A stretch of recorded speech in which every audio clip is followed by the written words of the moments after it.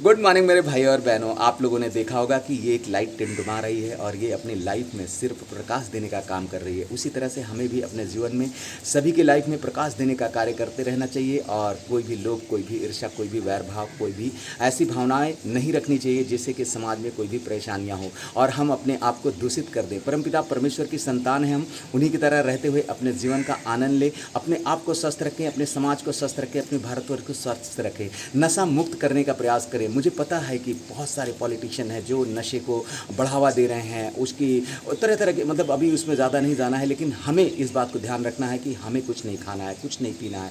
जिसमें वेदना है, जिसमें चीख है, जिसमें तड़प है, जिसमें नशा है, उसको हाथ नहीं लगाना है और पूरी प्रसन्नतापूर्वक अपने जीवन को जीना है, स्वस्थतापूर्वक रहना है।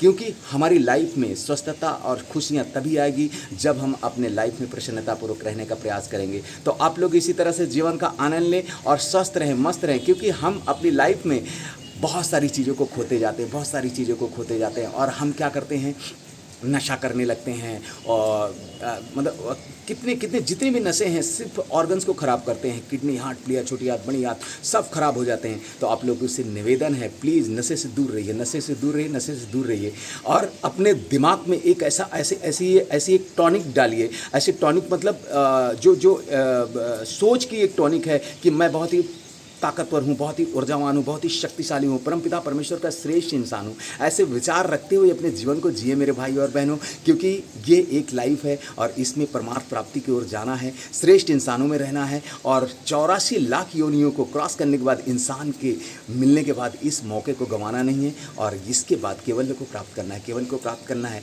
और जो लोग सोचते हैं कि यार मेरे पास ताकत नहीं, ताकत सभी को उतनी है, ब्रेन भी उतना सभी को है, हार्ट, किडनी सभी एक साइज के हैं, जितने भी नस नाड़ियाँ हैं 72,72,10,210 नाड़ियाँ सब एक ही जैसे हैं, सारे रूप रंग सब एक जैसे हैं। लोगों ने समाज में खड़ी जातवाद जो फैला दिया है वो बहुत ही घटिया है। आप लोग के शारीरिक रूप से उसी तरह से हैं, एक ही प्रोसेस से आए हैं, माँ के गर्भ से सभी जन्म लेते हैं। तो जो एक मानसिक तौर से जो बीमारियां हैं हमारे लाइफ में जातवाद की, उसके दूर रहिए, उससे दूर रहिए और सभी परमपिता परमेश्वर के संतान हैं, ये विचार करते हुए अपने लाइफ में स्ट्रांगनेस लाएं, प्रसन्नतापूर्वक रहें। एक छोटा सा इंसिडेंट बताऊंगा मैं। मेरे 28वें साल में एक मेजर एक्सीडेंट हो गया था जिससे कि मेरी आवाज़ चली गई थी, मेरी मेमोरी लॉस हो गई थी, मैं कुछ बोल नहीं पा रहा था, मैं कुछ समझ नहीं पा रहा था।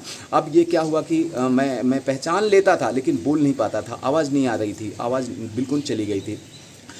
तो डॉक्टर ने बोला कि धीरे धीरे प्रयास करो और शायद ये एक 6 महीने या साल भर में बोलेंगे। मेरी वाइफ ने मुझे ABCD 28वें साल में ABCD पढ़ाया और पूरी प्रयास करते हुए एक छोटा सा किड्स को KG1 सीनियर KG में डालते हैं उसी तरह से मुझे पढ़ाया गया और मैं धीरे धीरे उसको लर्न किया और मेरी आवाज़ से जो धीरे धीरे प्रोसेस आया और फिर मैं बात करने लगा और आज आप लोगों के सामने हूँ, आप लोगों की दुआओं से मैं हूँ। इसी वजह से मैं इस तरह से बातें करने लगता हूँ कि मेरा भारत है, मेरे भारत के भाई बहन सभी लोग स्वस्थतापूर्वक रहें और कभी भी घबराएं नहीं और दिमाग से पूरी तरह से मजबूत रहें, ऊर्जावान रहें, शक्तिशाली रहें, क्योंकि हम पूरी तरह से मजबूत हैं, ऊर्जावान हैं, शक्तिशाली हैं।